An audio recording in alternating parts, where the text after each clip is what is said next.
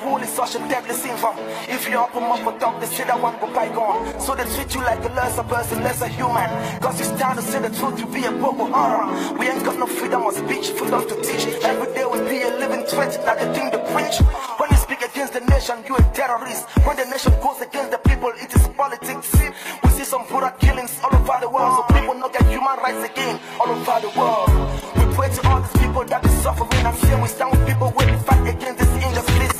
We stand against this evil living time, and then we ask all the leaders for the world for big democracy. Police, they shoot our people, then die. Shoot our people, then die. Shut down, they shoot our people, then die. Shoot our people, then die. Colonial master, they shoot them down. Shoot our people, then die. Politicians say make them shoot them down. Shoot our people, then die. The one day fire go burn them down. The one day the table go turn around. The one day power go knock them down. The one day which kind of government be this? The one day fire go burn them down. One day the table go turn around. One day the powers go knock them down. Now which kind of government be this?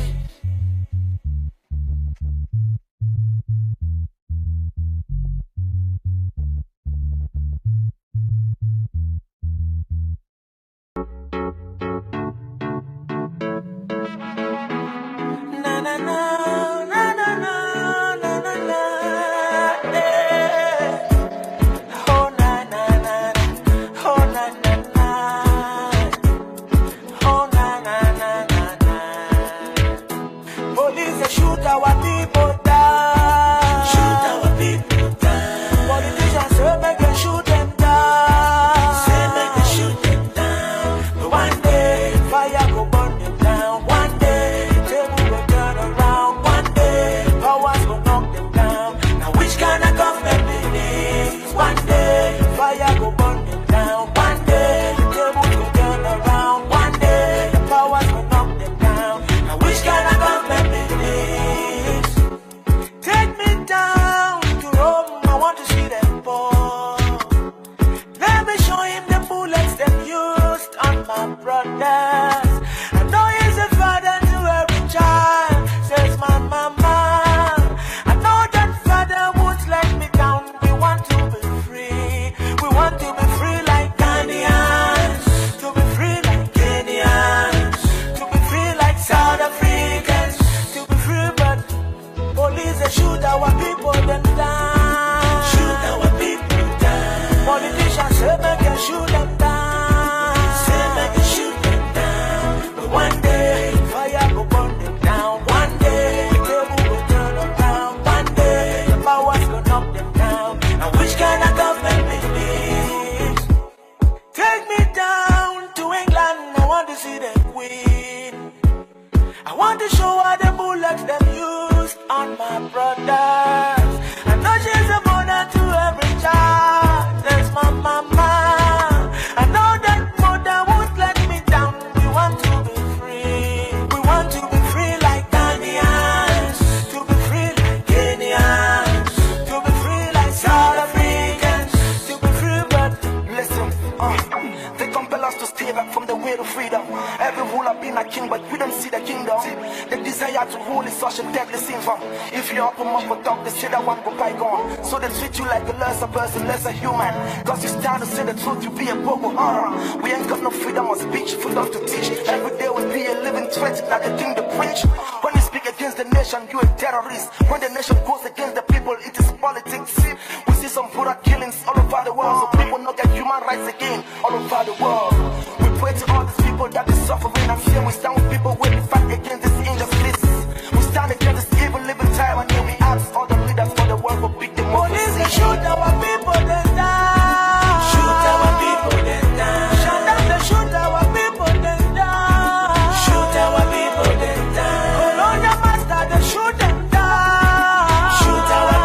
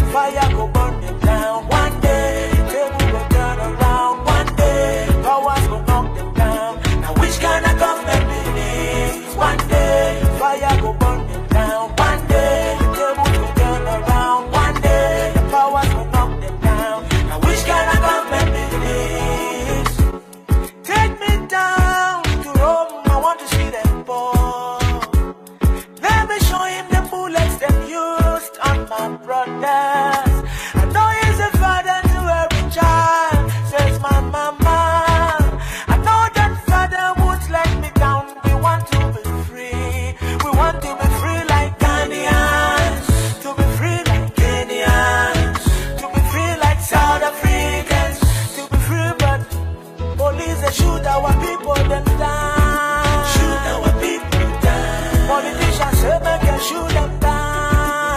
Say make them shoot them down. But one day fire go burn them down. One day the table go turn around. One day the powers go knock them down. And which kind of government is this? Take me down to England. I want to see them win. I want to show how the bullets them use on my brothers. I know she's a mother to every child. There's my mama. I know that mother won't let me down. We want to be free. We want to be free like Ghanaians. To be free like Kenyans. To be free like South Africans. To be free, but Listen, they compel us to stay back from the way to freedom. Every ruler being a king, but we don't see the kingdom. The desire to rule is such a deadly syndrome. If you open up for talk, they say that one go bygone. So they treat you like a lesser person, lesser human. Cause you stand to say the truth, you be a Boko Haram. We ain't got no freedom of speech, for us to teach. Every day we be a living threat, not the thing to preach. When you speak against the nation, you a terrorist. When the nation goes against the people, it is politics. We see some brutal killings all over the world, so people not get human rights again all over the world. We pray to all these people that is suffering and fear. We stand with people where we fight against this injustice. We stand against this evil living time, and here we ask all the leaders for the world to pick them up. police they shoot our people them down. Shoot our people them down. Shut down they shoot our people them down. Shoot our people them down. Colonial master they shoot them down. Shoot our people them down. Politicians say make them shoot them down. Shoot our people them down. Me one day Fire go burn them down. me one day Table go turn around. me one day Powers will knock them down. me one Which kind of day government be this? me one day Fire go burn them down. one day The table go turn around. one day The powers go knock them down. Now which kind of government be this?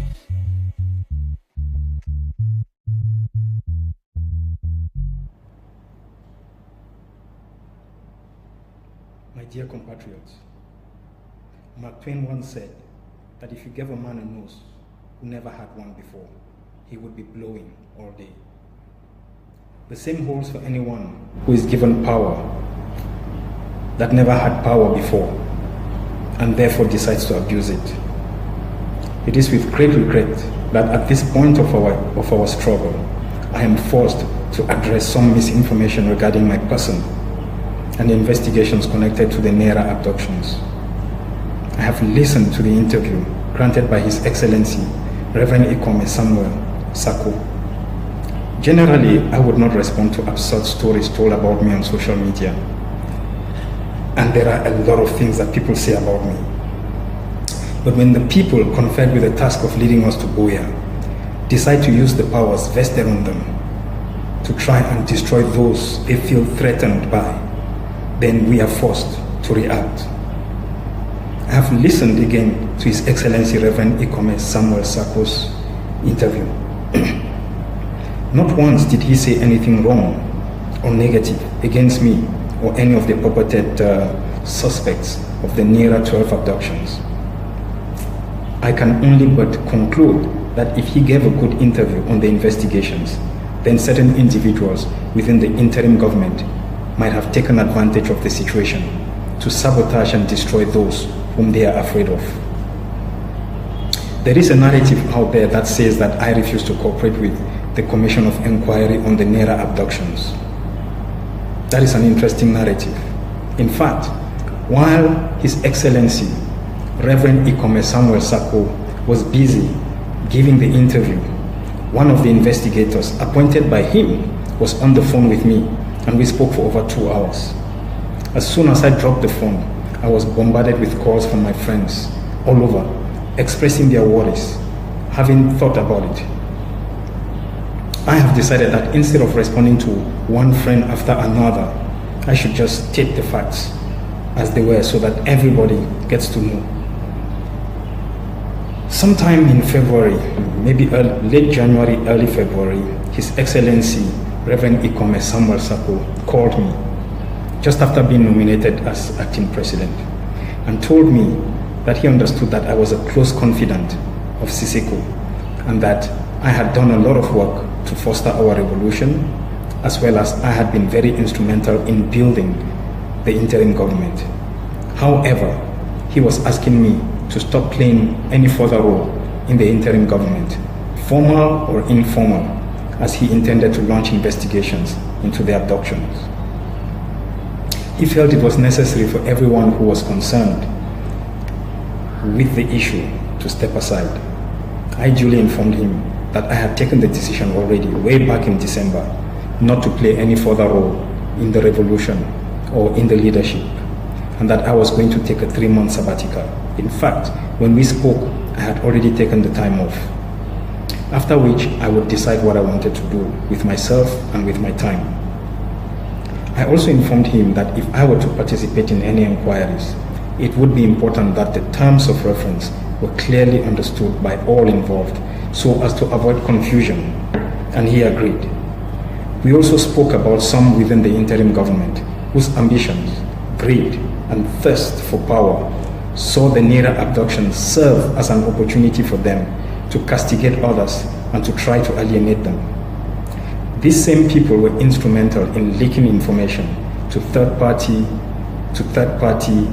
individuals on social media for their own devious reasons. He told me that he was aware of these individuals within the interim government. I later learned that the same group of individuals within the cabinet had caucused and were pushing for a prolonged process for the investigation as a means of keeping Milan and his people away from government. While some argued that this investigation should run for 6 months, others were saying no, make it 9 months so that he stays as far away from the IG as possible. I found this to be childish, as anyone who understands investigations into crime will tell you that the first few hours are crucial. The first few days are crucial, let alone wanting to wait for 6 months or 9 months, not because you're trying to find out what happened at Nira, but because you're trying to keep some people out of the cabinet. From day one, I had said I had no interest in being part of the interim government. However, I would have problems if certain individuals deemed to be my friends are being alienated and pushed to the side simply because they happen to be my friends. These friends of mine, whoever they are, have been with me from the very beginning. They were instrumental in putting in place the building blocks, moving the movement forward to the point where today, even those individuals who did not lift a finger are now enjoying positions that my friends put into place. On the 29th of March, I received a WhatsApp message from a certain individual, and all he said was that his name was Blesius, stating that he was the chairman of the Commission of Inquiry. He wanted to set a date for a meeting. In spite of my misgivings, and because of the approach, with no formal introduction of the inquiry, I still thought it useful to cooperate. I duly responded, saying that I am glad the commission has finally been activated. I wrote, it has taken forever to get the commission going. Like I had mentioned to Comrade Sapo, I would like to see the terms of reference of the commission and its scope before participating. I am keen to make a contribution to whatever will help shed light on what happened, but also contribute as best as I can to bring the truth to bear. However, I will not participate in any exercise that is cosmetic and that has got no teeth. If the commission has the mandate to dig deep, get to the bottom of issues, and tell the truth as it sees it, then I am going to participate. However, I will not participate. However, if it is an exercise that seeks to shelve findings, then of course it would be a waste of my time. So once I get clarity, we can proceed with the interviews. A day later, the gentleman responded by saying, and in quote, he wrote, Mr. Milan, after careful review of your request or concerns, we have decided that we cannot accommodate those concerns or worries at this time. I never heard again from that gentleman. Many would wonder why I did not just participate in the process regardless of the outcome. Well, I learned my lessons during the governing council. Some would remember when the same group of individuals who had been discovered for swindling Scapac money decided that to take attention away from themselves, they should start a campaign against the person who was championing the audit process against them. In spite of the social media onslaught, I maintained my cool and decided that I was not going to go out there and do any social media fights. This was with the belief that the governing council will look into the issue and openly expose the individuals concerned. After more than 8 hours in a closed-door meeting at the fourth conclave, the truth was unearthed. The culprit was exposed. He was sitting right there. Sisiku, then the chairman of the governing council, was so angry that he said the culprit would have to resign and leave the executive council with immediate effect. He was firm, and I was firm, that I cannot work with this individual again. After our meeting, I later learned the next morning that at 3 a.m., the culprit went knocking on Sisiku's door and sat in his room the rest of the night crying and pleading for forgiveness. Out of pity, he decided not to open the topic for discussion at the conclave plenary, thereby never clearing the air and sweeping under the carpet, something which I thought should be done openly so the world should know. And I felt cheated because I had refused to go out and carry out a social media fight with the belief that the governing council would look into the issue and resolve it and openly declare who was guilty of what. That did not happen. I had raised the issue out of utter disappointment, but Sisiku had pleaded in the plenary and in the presence of everybody. He said, "Forgive even when somebody does not say, 'I am sorry.'" And he refused to open up the matter for discussion. And he asked that I should forgive. While I forgave and moved on, I learned a lesson: never to accept to be part of any kind of commission of inquiry that did not have clear terms of reference, so that I don't feel cheated again.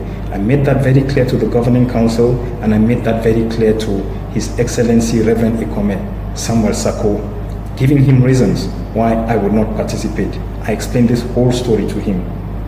I had no intention of participating in any effort that will be swept under the carpet. That position holds until now. I will not participate in any process which for me is not clearly defined and in which sooner or later the truth will be swept under the carpet. That will not happen with me. Already I have been condemned and a lot has been said. I don't think it's an investigation process that is going to clean my image.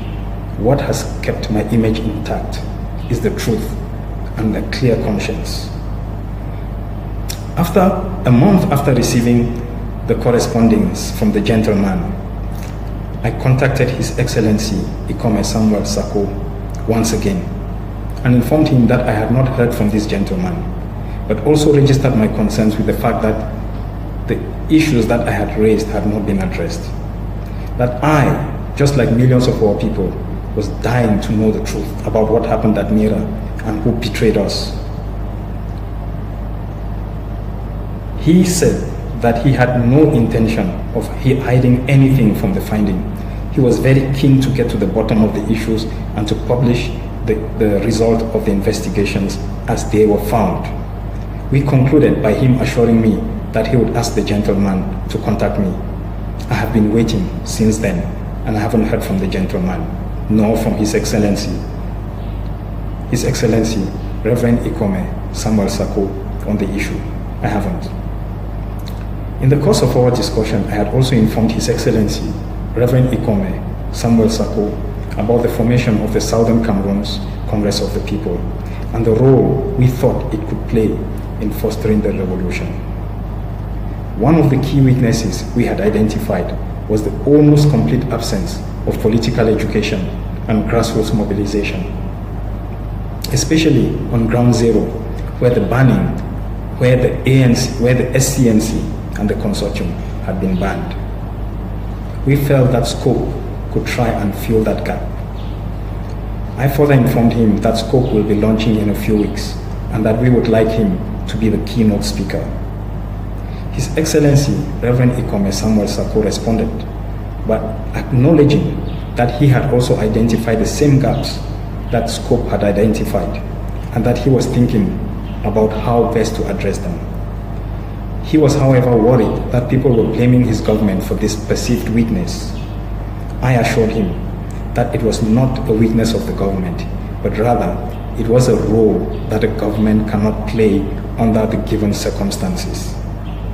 He said he had been thinking of ways to fill the gap, and instead of having an independent movement, we should rather make it a department within the interim government.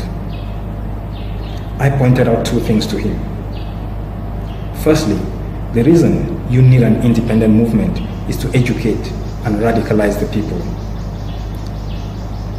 And that cannot be done by the government.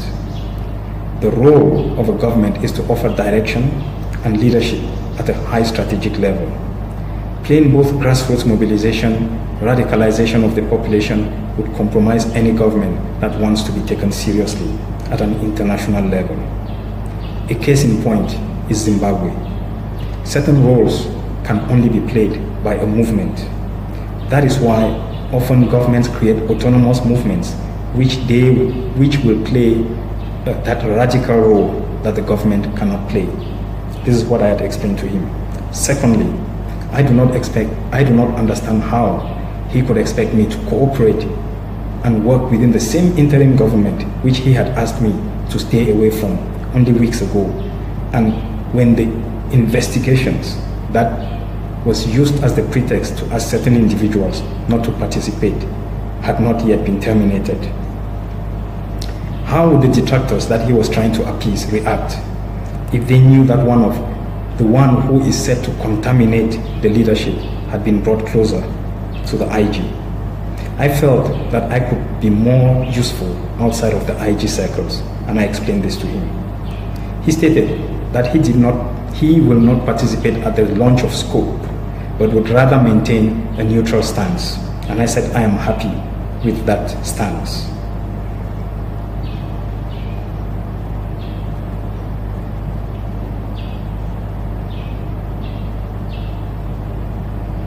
We both parted on that agreement.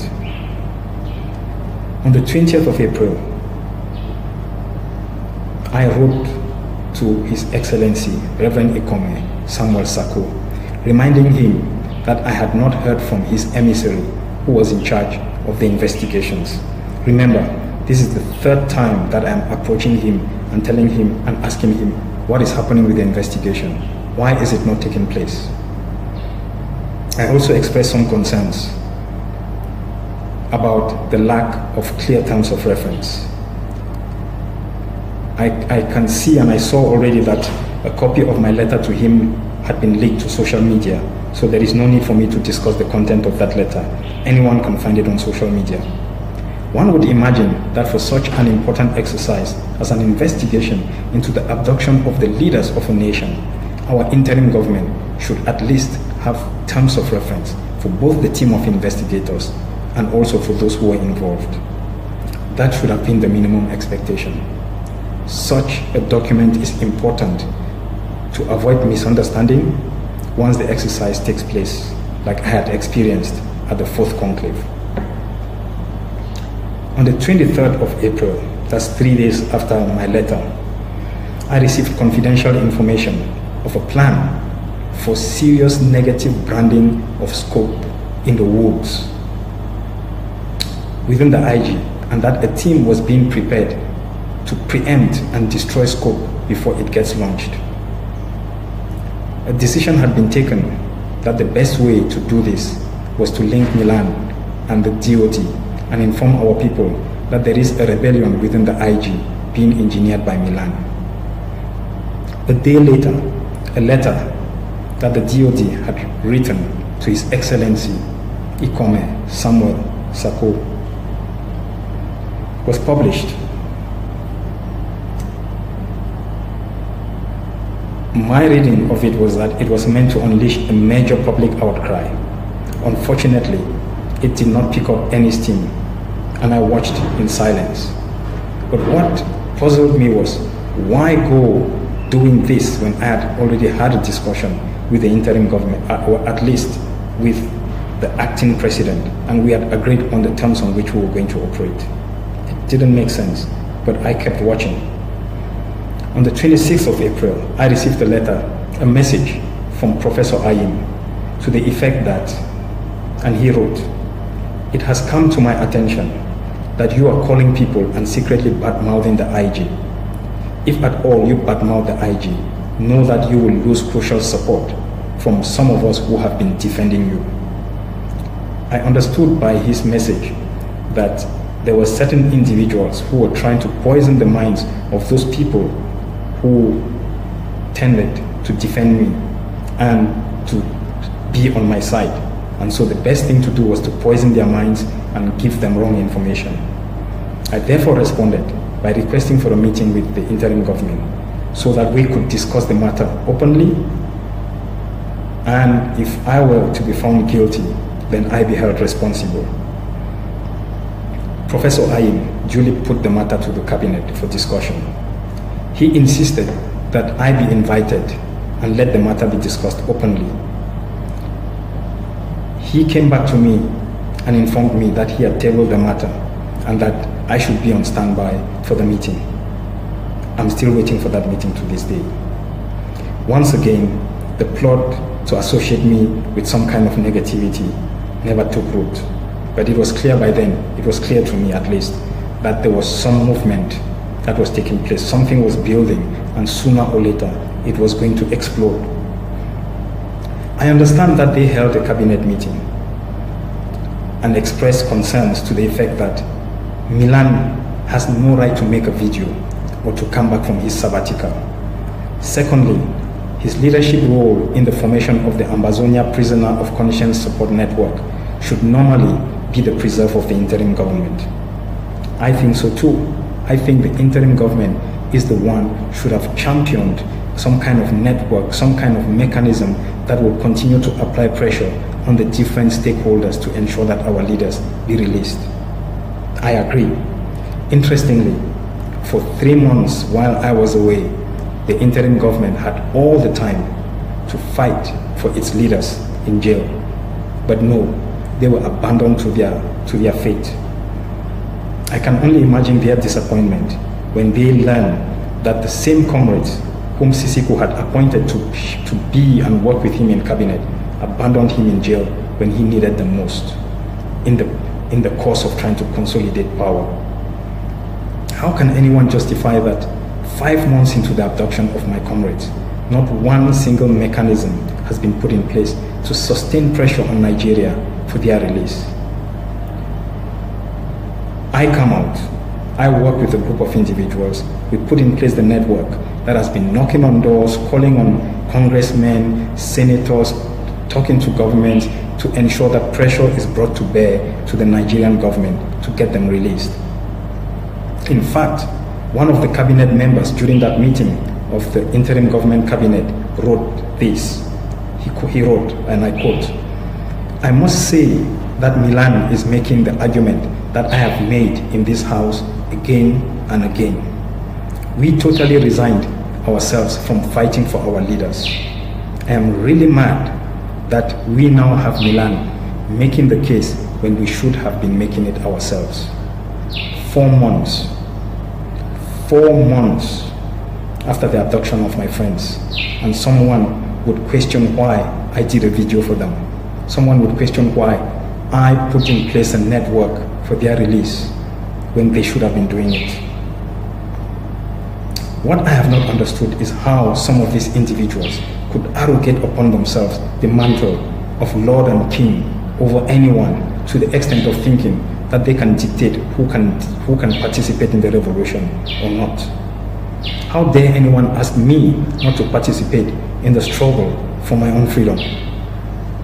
let me put it on record that while we were busy putting the building blocks of what has become the interim government today, going through the various conclaves we organized, the formation of SCACO, the Adopt a Teacher campaign, the SCBC, the Governing Council, and the various diplomatic offensive that we carried out, the release of some of our compatriots like Dr. Fontem and Agbobala, some in the leadership today were busy making videos and audios.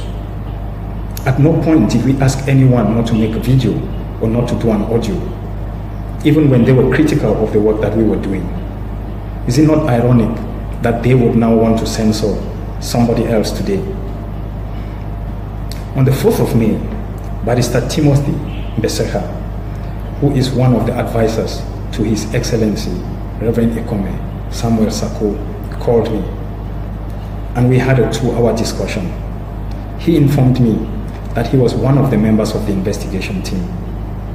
He informed me that he was aware of my request for clear terms of reference for the investigations, and that the much needed terms of reference had finally been drafted by him. Therefore, he would advise me to cooperate. We agreed that we would continue the conversation on Saturday. That was 2 days ago. But prior to this discussion with him, and as we were getting the build-up to the launch of SCOPE, Comrade Milton Taka, the acting vice president, contacted us and informed us that discussions within the interim government had requested that we do not go ahead with the launch, but rather wait for the interim government to set up a meeting so we could meet and discuss, and also to sign a memorandum of understanding around how we were going to work and operate together. We agreed and we held back. So it came as a surprise to me that the Friday on which we were going to have this meeting, nothing happened, and on the Saturday, I find all this noise on social media and an interview that was being done. On the appointed Saturday, at the appointed time, Barrister Timothy called me and we had another conversation. He informed me that he had briefed His Excellency, Reverend Ikome Samuel, about the progress we were making. Interestingly, Comrade Beseha was busy with me on the phone. He was busy with me on the phone when His Excellency, Reverend Ikome Samuel Sako, was busy granting an interview about the release of the results of the investigations. I've seen also that on social media, the copies of the purported results have been leaked. What makes no sense to me, therefore, is why would His Excellency, Reverend Ikome Samuel Sako, appoint someone to interact with me as a member of the Commission of Inquiry, encourage the person to talk to me, knowing that he had already had a conclusive report of the purported inquiry? How could he be giving an interview on the findings with a copy of the findings on social media while one of the investigators was busy engaging me on the phone at the same time? I am really trying to convince myself that all social media leaks and negative media is just a mistake, or perhaps the handwork of some of those rogue elements within the interim government, who may have taken advantage of the efforts of His Excellency, Reverend Ikome Samuel Sako, to launch their own vicious campaign against me. And it is with a great sense of disappointment and nostalgia that I've been sitting back these past few days and I've been asking myself, what would Sisiku have done in such a circumstance? Therefore, for me, the following questions need to be asked. How did a confidential letter that I had sent to His Excellency, Reverend Ikome Samuel Sako, end up on social media? And why at this particular time? Some may argue that it is because this document was forwarded to more than one person, and that is true, so it could have been leaked by anybody. But how could it be that the conclusive findings of the investigations were being announced while I was being engaged by one of the investigators? That I don't understand. How could anyone say that I refused to cooperate when I had made multiple efforts to get in touch with His Excellency, Reverend Ikome Samuel Sako, and to find out what was happening with the investigations? And you have my letter as proof of that, of one of them, the efforts that I made. I find it interesting also that all these things seem to happen at the same time. From the leaked letter of the DOD, the release of the report, the interview, the leaking of my letters to social media, and of course, what is to be expected, the use of the same individuals who pass for journalists, but who have quickly built a reputation for themselves for dissemination of false information without seeking to get the other side of the story. Once we answer these questions that I've asked, then we would start to understand what is going on. Interestingly, I learned from Mangang's audio yesterday that she too was named as not having cooperated with the investigation, and yet she had not even posed one single condition like I did. She was open. Nobody contacted her. So this for me is very worrying. Many have called me to say it is a plot by the interim government, and my answer is no, it is not the interim government. Certain individuals perhaps within the interim government, but not all members. I have worked with some of the members of the interim government. I know them to be honorable men and women. I want to believe that even His Excellency, Reverend Ikome Samuel Sako, might not have been aware of all this sabotaging that was taking place while he gave the interview. Now, let me make this clear. This whole campaign, negative campaign that has just erupted over the past 2 days, has nothing to do with investigations, nor anything to do with a sudden anxiety to know the truth about what happened at Nira Hotel. It is simple sabotage. I had already done a number of videos and interviews on what I witnessed in Nigeria during that period. I don't think there is anything that I'm going to say that is going to be out of the ordinary with interviews or with the investigations. Those who had rushed to point fingers at me did not do so because they were interested in the truth. They just wanted to settle scores. And even if the truth was shoved down their throats, they would still vomit it out simply because they cannot stand the truth. Therefore, I do not need an investigation to prove anything. A clear conscience hears no accusation. On the contrary, I have been eager to participate as long as I know that the true findings of the investigations will not be swept under the carpet. And I'm still willing to participate. That is the reason why I have insisted on clear terms of reference, so that none of the conditions that we agree on at the very beginning could be changed later on. So what is the real motive behind this sudden campaign, this sudden sabotage? The formation of the Southern Cameroon's Congress of the People. We know that. When I was first invited to be part of SCOPE, I had rejected the idea outright. However, when I learned about the moves of the rogue regime in Cameroon, making moves on the South African government with the hope that South Africa would deliver some of our leaders in the same way that they did in Nigeria, I clearly saw the need for a movement in each country. A movement that would play the role that the interim government cannot play, simply because the interim government does not have the presence and the clout with governments in different countries.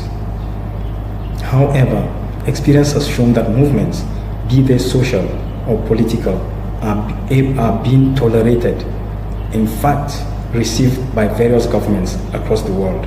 We have had that experience already. Unfortunately, this is not the case when you present the ticket of an interim government that's not yet recognized. So it becomes important that we put in place a movement that is able to help us interact with the governments of our host countries so that our leaders don't get abducted. We therefore needed a movement. And it was with this in mind that I contacted His Excellency, Reverend Ikome Samuel Sako, to inform him about the plans to launch SCOPE. 2 days ago, we learned that the regime led by Atanganji, has hired assassins to carry out assassinations in South Africa.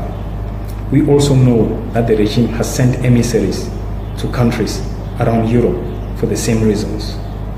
Recently, one of the comrades was interviewed by the police in Europe because of his revolutionary activities. We therefore cannot sit back and wait for another Nira hotel to happen before we react. We need community mobilization. We need grassroots mechanisms which will prepare our people for any such eventuality. In countries where scope does not exist, we have encouraged that and help organize and educate our people. This is what only grassroots movements can do in such circumstances. Some have tried to buy sympathy by selling the narrative that we are trying to replace the interim government. They are trying to deceive the people. We must also remember that the interim government belongs to all of us. We are the ones who put it in place. I, personally, in spite of my refusal to join the cabinet, I spent several weeks working to put in place the structures that we all enjoy today. I have no interest in seeing that fail. Therefore, individuals in positions of responsibility may abuse those positions and try to deceive the people. We must all remember that whatever happens, we have a responsibility to respect the office that they hold, and by so doing, respect them as office bearers of our government. Those offices were once held by noble men. Some of them are in jail today. We need to continue to honor and respect those offices. We need to continue to respect those offices no matter what. That is why SCOPE has been very clear that it has as one of its goals to support the interim government. Not even acts of sabotage by some within that same interim government should deter us from that mission which we have set for ourselves. If there is one thing that spurred me to agree to work with the individuals who came up with the idea of SCOPE, it was my strong belief that we need to equip our people to understand the political playing field and to be able to defend themselves in countries in which they reside. SCOPE intends to work with communities in various countries to help put structures which will ensure that no single individual of our citizen is abducted without strong defense.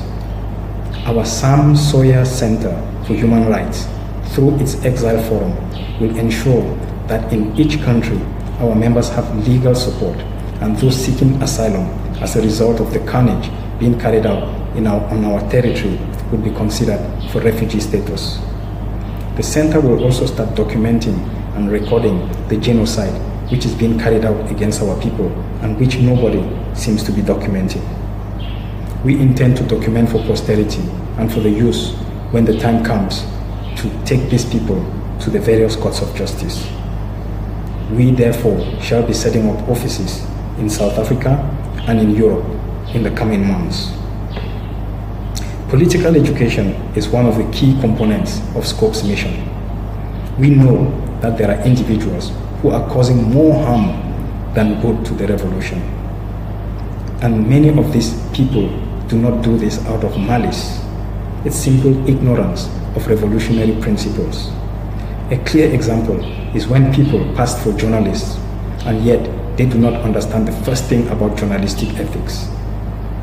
They become instruments of strife and division within our community.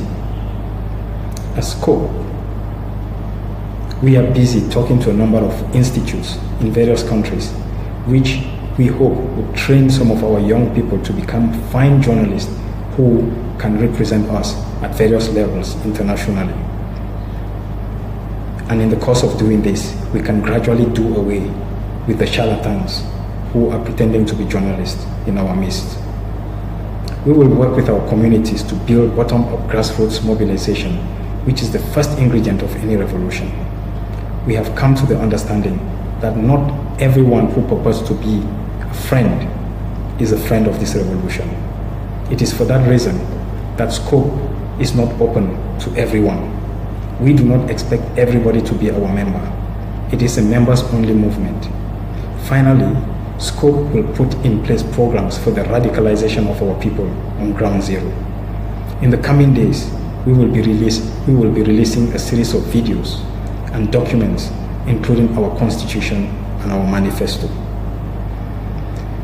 Having addressed this, I have no intention of returning to this subject anytime soon. I intend to invest my energy into the revolution and the strengthening of SCOPE through political education, grassroots mobilization, and radicalization of our people. But I insist, however, that it would help clear the air if His Excellency Reverend Samuel Ikome Sako shows leadership and sheds light on what has just happened over the past few days. Aluta continua. Let 1,000 flowers blossom.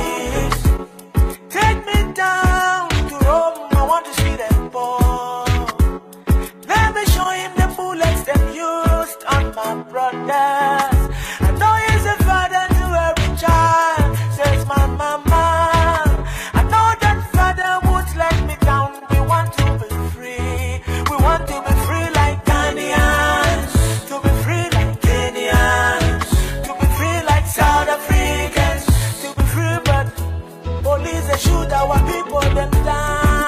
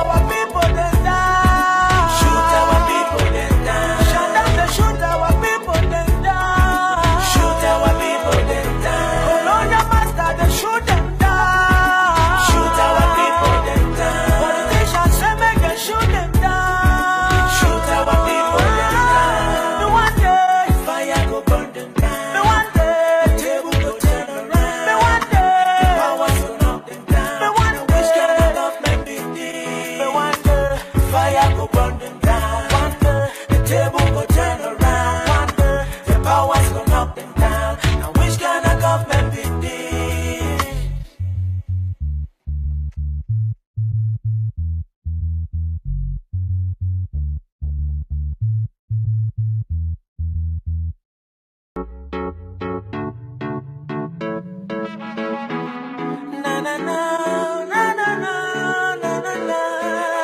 Yeah. Oh na na na na. Oh na na na. Oh na na na na na.